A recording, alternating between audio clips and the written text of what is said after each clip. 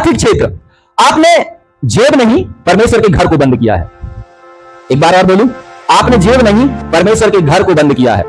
मेरे साथ निकालिए मलाकी की किताब 3 अध्याय 8 से 9 आयत हम पढ़ेंगे। तो निकालिए मेरे साथ मलाकी 3 अध्याय 8 से 9 आयत पढ़िए। क्या मनुष्य परमेश्वर को धोखा दे सकता है? पर देखो तुम मुझको धोखा देते हो। रुकिए, अल्प विराम। परमेश्वर अपने लोगों से बोल रहा है, परमेश्वर आपसे बोल रहा है, परमेश्वर मुझसे बोल रहा है। क्या बोल रहा है? क्या मनुष्य परमेश्वर को धोखा दे सकता है? बताइए, हम परमेश्वर को धोखा दे सकते हैं? बताइए भाई लोग, क्या हम परमेश्वर को धोखा दे सकते हैं? बहने लोग आप बताइए, क्या परमेश्वर को धोखा कोई दे सकता है? आप परमेश्वर को धोखा दे सकते हैं? लेकिन यहां परमेश्वर बोल रहा है आप मैं, हम कहीं ना कहीं परमेश्वर को धोखा देते हैं। क्या मनुष्य परमेश्वर को धोखा दे सकता है? फिर भी तुम मुझे दशमांश और भेंट में धोखा देते हो, इसलिए तुम्हारे ऊपर श्राप पड़ा है। मलाकी 3 8 से 9 आयत जब हम पढ़ते हैं तो परमेश्वर इस प्रकार से बात करता है कि तुम मुझे कहां कहां धोखा देते हो? दशमांश और उठाने की भेंटों में। हमारा परमेश्वर भूखा है क्या? हमारा परमेश्वर कंगाल है क्या? वो गरीब है? उसको क्या जरूरत है पैसों की? हमारा परमेश्वर भूखा है, कंगाल है, गरीब है, उसको किसी चीज की कमी है? सच्चाई सुनिए, आप हमेशा पैसों की तंगी में हैं क्योंकि आपने प्रभु को अपनी पहली प्राथमिकता नहीं बनाया। सुन रहे हैं? आप पैसों की तंगी में हैं क्योंकि आप हमेशा पैसों की तंगी में हैं क्योंकि आपने प्रभु को अपनी पहली प्राथमिकता नहीं बनाया। कहीं ना कहीं आपकी प्रायोरिटी कुछ और है। चेक कीजिए, कहीं ना कहीं आपकी तंगी आपकी वजह से है क्योंकि आपकी प्रायोरिटी, आपकी प्राथमिकता कुछ और ही है। हालेलुया। धन के विषय में बात कर रहे हैं हम, धन की बरकत के विषय में परमेश्वर के वचन से बात कर रहे हैं। 3 आत्मिक गलतियां जो हम करते हैं और जिसके वजह से हम तंगी में पड़ते हैं। सुनिए, 3 आत्मिक गलतियां जो हम करते हैं और जिसके वजह से हम तंगी में चले जाते हैं। पहली गलती, आशीष रोकने वाला अविश्वास। पहली गलती, आशीष रोकने वाला अविश्वास। हम सोचते हैं अगर प्रभु को दे दूंगा तो मेरे लिए नहीं बचेगा, है ना? अगर प्रभु को दे दूंगा तो मेरे लिए नहीं बचेगा। बिजली का बिल इससे पे हो सकता है, इससे मेरा वाईफाई रिचार्ज हो सकता है, इससे मेरा मोबाइल रिचार्ज हो सकता है, इससे मेरा 1 महीने का दूध का खर्चा निकल सकता है, सब्जी भाजी का खर्चा निकल सकता है। अगर मैं कहीं बाहर जा रहा हूं, बाहर जा रही हूं तो मेरी यात्रा का खर्चा इससे निकल सकता है। तो क्यों ना मैं अभी इसको यहां इस्तेमाल कर लेता हूं और प्रभु को मैं बाद में दे दूंगा। सुनिए, बड़ी गंभीर बात, विशेष बात, हमें धनवान होना है और स्वर्ग तो बहुत दूर है, हमें धरती पर भी धनवान बनाएगा खुदा। नए नियम के विश्वासी तो गरीब बिल्कुल भी नहीं थे, क्योंकि वहां लिखा है जो भी संपत्ति रहती थी उनकी, वो क्या करते थे? सारी संपत्ति बेच देते थे और प्रेरितों के चरणों में लाके रख देते थे, और प्रेरित क्या करते थे? वो सारी संपत्ति सबको बराबर बांट देते थे। तो उस झुंड में कोई गरीब नहीं था, कोई अमीर नहीं था, सब के सब संपन्न थे। हालेलुया। खुदा हमें ऐसा ही बनाना चाहता है इसी धरती पर। हालेलुया। सुनिए, पहली बात क्या है? 3 आत्मिक गलती जिसकी वजह से हम तंगी में रहते हैं। पहली बात, आशीष को रोकने वाला श्राप। सुनिए, जो प्रभु को देता है वो उधार नहीं देता, वो बीज बोता है। क्या आपने बीज बोया? आपने job, business, property, committee, share market, dream 11, birthday party, anniversary celebration, loan, UPI, EMI, credit card पर भरोसा किया, लेकिन स्वर्ग के खजाने खुलने वाले परमेश्वर पर भरोसा नहीं किया। कोई भी ईएमआई रुकी? कई लोगों का बर्थडे और एनिवर्सरी सेलिब्रेशन कभी नहीं रुकता। वो भूकंप आ जाएगा, धरती ऊपर चली जाए, आसमान नीचे आ जाएगा, लेकिन उनका वो सेलिब्रेशन खत्म नहीं होगा। कर्ज में जिंदगी कट रही है, ईएमआई पे जिंदगी कट रही है, लोन पे जिंदगी कट रही है, लेकिन ये सेलिब्रेशन नहीं रुकेंगे। मैं इन सबके खिलाफ नहीं हूं मेरे प्रियो, मनाइए ना, पैसा है तो मनाइए, दूसरों को भी खिलाइए, खुद भी खाइए। क्यों हम तंगी में नहीं पड़ेंगे? हम अपने खर्चों को मैनेज नहीं कर रहे हैं, हम क्यों तंगी में नहीं पड़ेंगे? एक कहावत है ना, जितनी चादर उतना पैर पसारना चाहिए। अभी एक नए विचारक, एक नए विद्वान आए, कहते हैं चादर डबल बेड शीट की लो और खूब पैर पसारो। भाई, डबल बेड शीट की चादर लेने के लिए पैसा चाहिए, किसी पेड़ में लटकी हुई नहीं मिलती डबल बेड शीट की चादर। हमारा जरूरत है, जितना हमारा आमदनी है उतना ही हमें खर्च करना है, ये बाइबल भी हमें सिखाती है। आगे बढ़ते हैं। दूसरी गलती जिसकी वजह से हम तंगी में पड़ते हैं, दशमांश और भेंट में चोरी। बड़ा गंभीर और बड़ा महत्वपूर्ण विषय है, दशमांश और भेंट में चोरी। आप में से, हम में से कितने लोग हैं यहां जो रेगुलर दशमांश और भेंट प्रभु के भवन के लिए, प्रभु के राज्य के लिए, प्रभु की सेवा के लिए देते रहते हैं? ईएमआई नहीं रुकनी चाहिए, टाइट रुक जाएगी। वाईफाई का रिचार्ज होना ही होना चाहिए, मोबाइल का रिचार्ज होना ही होना चाहिए। नेटफ्लिक्स का रिचार्ज, जियो हॉटस्टार का रिचार्ज होना ही होना चाहिए। डिश टीवी का रिचार्ज होना ही होना चाहिए, क्योंकि उसके बिना तो काम नहीं चलेगा। आटा मिले ना मिले, डाटा बराबर मिलते रहना चाहिए। हम बोलते हैं प्रभु तू तो सब कुछ जानता है। हाँ, प्रभु ये भी जानता है कि पिछले महीने आपको कितना प्रभु को देना चाहिए था, लेकिन आपने कितना दिया है। आप तंगी में पड़ेंगे ही पड़ेंगे, क्योंकि आपने परमेश्वर के दरवाजे को बंद कर दिया। बाइबल में लिखा है, जो दरवाजा परमेश्वर खोल दे उसे कोई बंद नहीं कर सकता, और जो दरवाजा परमेश्वर बंद कर दे उसे कोई खोल नहीं सकता। हमने तो क्या किया है, अपने आशीष, अपनी बरकतों के दरवाजे को अपने हाथों से बंद किया है जाकर। हमारा कोई काम रुका पिछले दिनों में? जब आपने टाइट, दसवांश, भेंट, जो कुछ भी प्रभु को आपको देना चाहिए था, करना चाहिए था, जो आपने नहीं किया, है ना? लेकिन आप विचार करिए, सोच के देखिए, अपने आप से सवाल कीजिए, ऐसा कोई दूसरी बातें थी मेरे जीवन, मेरे परिवार से जो संबंध है, तो एक भी रुकी? गाड़ी में पेट्रोल बराबर डाला हमने? किसी समारोह में, आयोजन में जाना था, किसी की शादी में जाना था, बराबर गए? कोई चीज है जो रोकी हमने, सिवाय टाइट, ऑफरिंग या किसी और बात के जो प्रभु से संबंध रखता है? सवाल पूछूं, अगर आपके रिश्ते का आधार पैसे की चोरी हो, तो क्या वो रिश्ता टिकेगा? बताइए।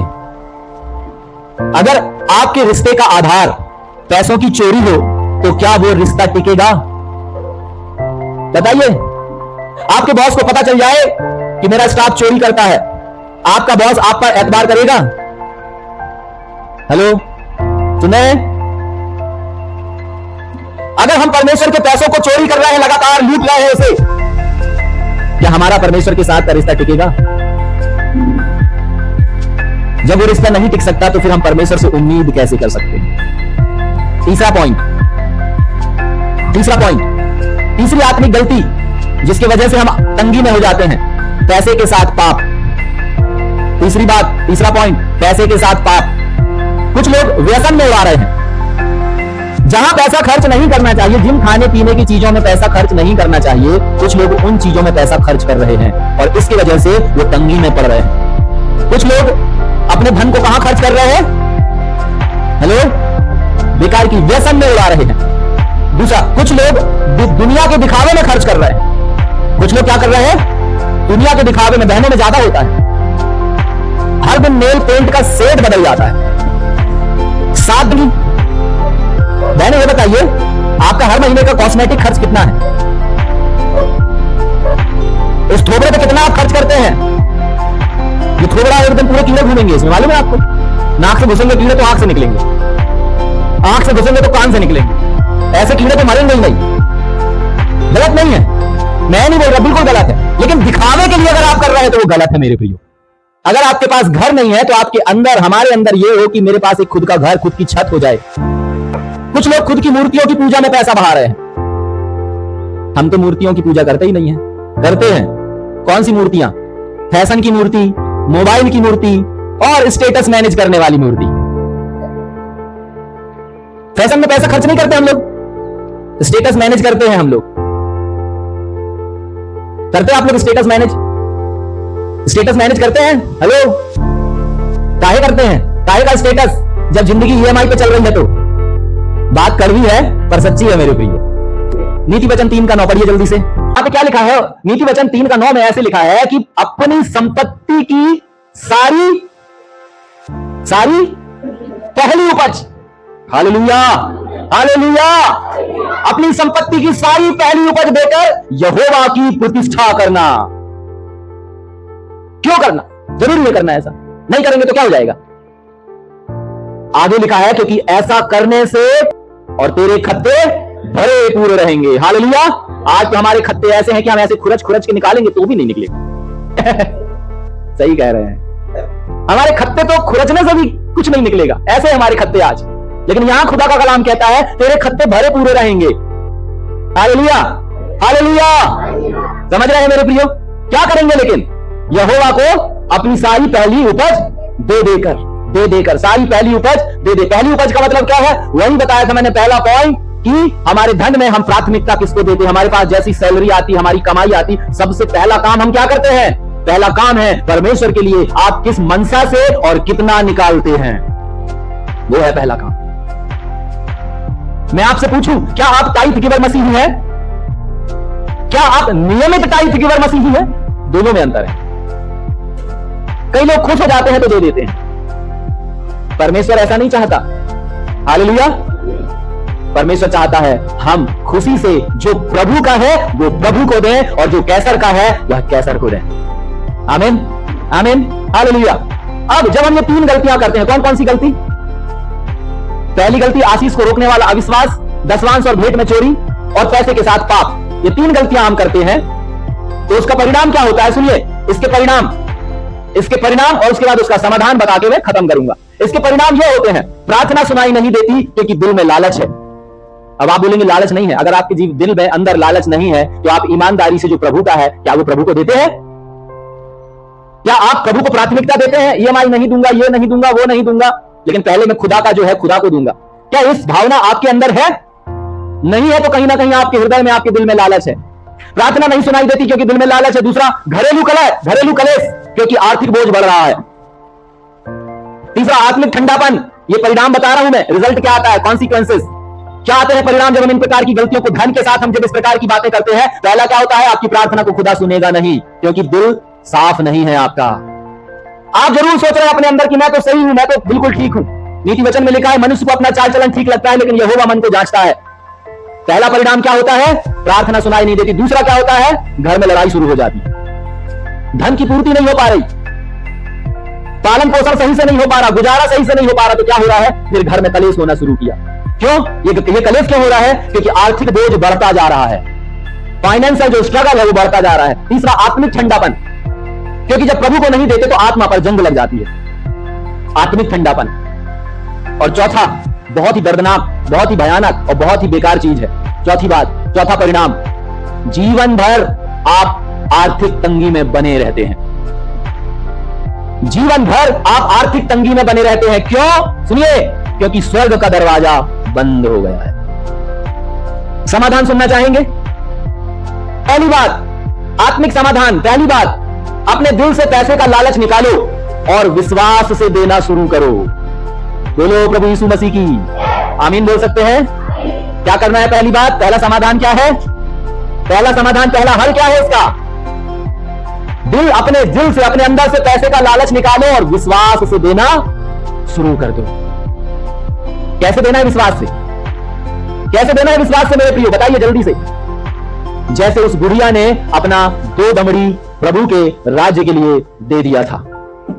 उसके पास वो ही था, पूरा जीवन भर का कमाई, उसने वो पूरा प्रभु को दे दिया। इसका मतलब यह नहीं है कि जो कुछ आपके पास है सब दे दो।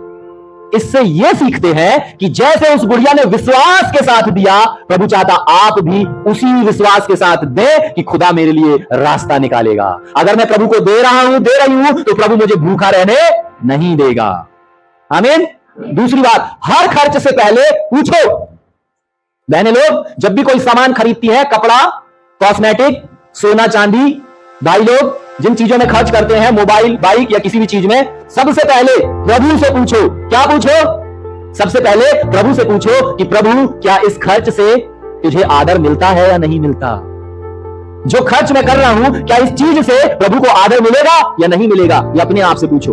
तीसरी बात, हर महीने का पहला हिस्सा प्रभु को दो। हर महीने का पहला हिस्सा प्रभु को दो, ना कि वो जो बचा हुआ है। कहीं आप लोग ऐसा तो नहीं करते, सबको देने के बाद जो बच गया वो प्रभु को दे दिया? ऐसा बिल्कुल भी नहीं करना, इससे अच्छा देना ही मत। लेकिन अगर आप दे रहे हैं तो सबसे पहला हिस्सा ये प्रभु का वचन हमें सिखाता है। अपने खर्च को, चौथी बात, अपने खर्च को प्रार्थना बनाओ।